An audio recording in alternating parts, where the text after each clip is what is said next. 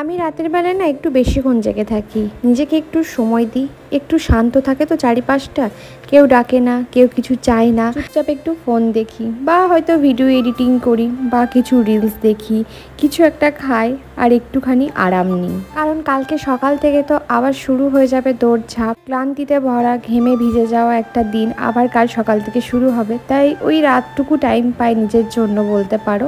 সারাদিনটা যে পায় না তা না, তবে কিছু না কিছু তো একটা কাজ লেগেই থাকে। হ্যাঁ, বলতে পারো যে মেম্বার হয়তো কম পরিবারে, তাই হয়তো কাজ কম থাকে, কিন্তু সত্যি কথা বলতে না গো, কাজ কম থাকে না। আসলে সারাদিন কিছু না কিছু করতে করতে সময়টা এমনভাবে পেরিয়ে যায় যে কখন যে সকাল থেকে রাত হচ্ছে আর রাত থেকে সকাল হচ্ছে আমি বুঝতে পারি না। সময় বলতে ওই রাতের সময়টুকু যেটুকু নিজের জন্য আর কি পাই। এই দেরি করে জেগে থাকা রাতগুলোই আমার আবার একটু নিজের মতো করে দেয়, জানো তো। কারণ জানি সকালবেলায় উঠেই আবার সেই রান্নাঘরে ঢুকতে হবে, আবার সেই টুকিটাকি কাজ তো থাকবেই।